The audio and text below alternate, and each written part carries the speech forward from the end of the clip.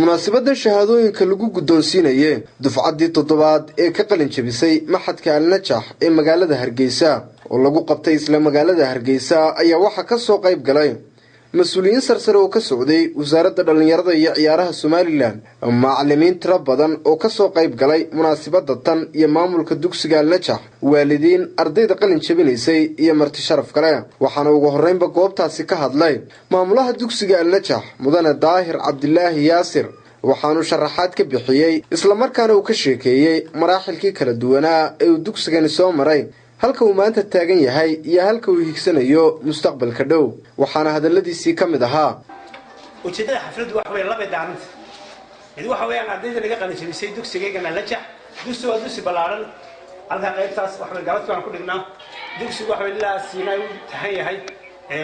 waa dugsi aad u balaaran weey 300 arday baa dhigta guud ahaan markaan isu geeyo inta dugsiga waxa weeyaan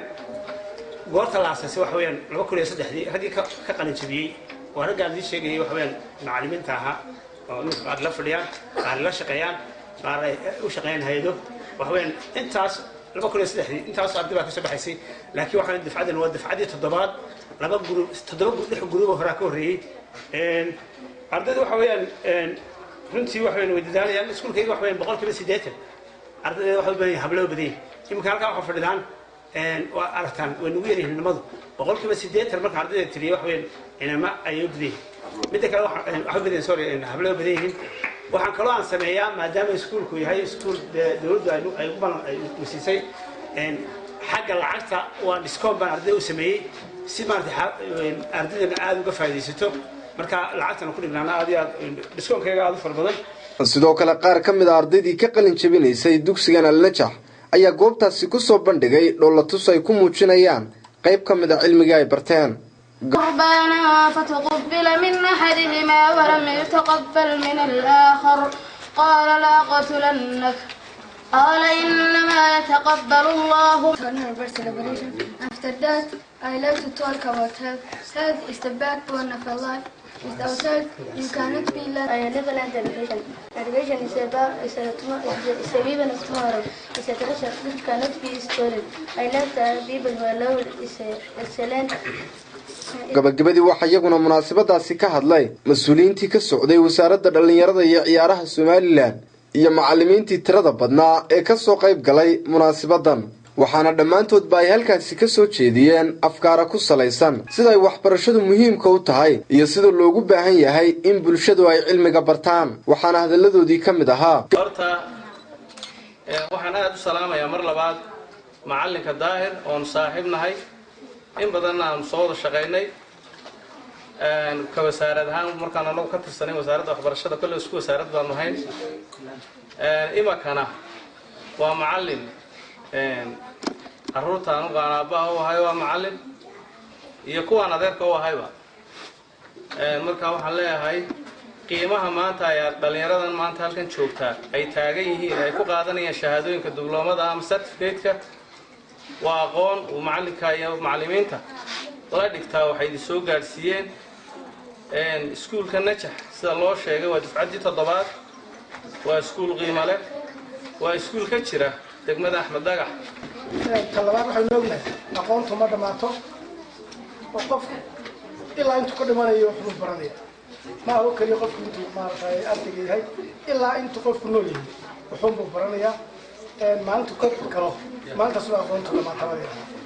ta kale waxay noognahay waxaan loo yiraahdaa aqoon laan waa iftiinlaan laba qof oo midna aqoon leeyahay lahayn masna waxaynu kala ognahay in adduunku sidoo kale horumarsan yahay adnaanta ay ognahay wadamada horumaray baa yiraahdaa waxbarashadu madaxdii baa hadsan oo hadli doonto ka hadli doonto qiimaha leedahay waxbarashadu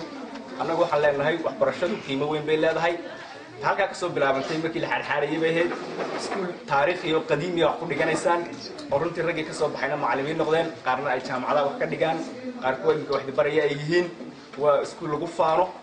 waa waqti runtii dheer xilligan baan idin sheegay COVID-19 markaa la xaariyay iyo maanta oo 2015 joogno marka waxaan leeyahay waxbarashadu ma dhamaatay sii wada meel sare idinka gaari engineering bay ka gaari doctorate bay idinka gaari marka waxaan leeyahay aad mahadsantiin weynaha markaan arko dhalinyaro ubad yaryar oo qurux badan oo مجريه وحبرشة مركاي وقبصة واحد لا هناك لو ما هنقو waxaan weeyaan jilba bedelayo haatan annaka waxaan jeclay waa qoraysuudintii macallimiintii dambe hablahaasna ku dhaxay hablahaasna baritoon noqonayo macallimiin oo saas noqonayo taas waa taata waxbarashada markii hore wax weeyaan looga baahan yahay qofka inuu wax ka bedesho qofku wax ka bedel weeyo aan waxbarashada ma way ka bedelaysaa maanta waxaan noqonaysaa dhalinyaradii ku soo bitay aqoon-yahanada waxaan oran lahaa maanta haddii halka wax ka akhriso luqadda ingiriiskana way ka akhriso Soomaaliya way ka akhriso laakiin luqadda ingiriisku marka ardaygu baranayo tacab badan uga baahan tahay luqadda Soomaaliga sidoo kale tacab uga baahan yahay laakiin kuwa u dhalanay meel loo raacana way leedahay tan kale laakiin dibteeda in dadaal badan ku sameeyso ay u baahan tahay macallin daahir wuxuu ahaa macallinkaygu ahaa waxaan u sababay waa macallinnimadana isaga sababay waxaan ku xasuustaa macallin daahir markaan ahaa standard 7ka macallinkii Englishka noo dhigay buu ahaa markaan eerka ka baxayna wuxuu ii tareerin garay inaan macallin noqdo oo ardayda ugu wanaagsan iskuulkan kamid ahaa kadibna macallin daahir wuxuu ii hayar garay inaan noqdo macallin wax la dhiga maadada xisaabtana ugu wanaagsan marka maadada xisaabtana la dhigi jiray 2 sano iskuulkiisa tareerin ku qaaday anigoo macallina oo assistant oo caawinaya macallinkayga taasi waxay ii soo gelisay heerka maanta joogay gaaro ay ii soo gelisay maanta waxaan kamid ahay macallimiinta dugsiga sare ka hawlgala waxaan dhigaa maadada chemistry-ga waxaan dhameystay jaamacadda Hargeysa biomedical science ayaan dhameystay waxaan ka ahay dhakhtar dhinacna macallin baan ka macallinnimadan ka jecelahay dhakhtarnimada oo weli intaan ilka caafimaadka tagay shaqo uma doonaa laakiin macallinnimada ayaan adeegsadaa